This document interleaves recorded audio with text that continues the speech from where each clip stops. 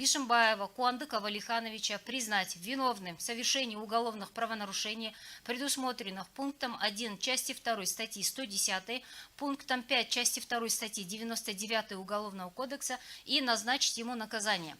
По пункту 1 части 2 статьи 110 Уголовного кодекса 7 лет лишения свободы.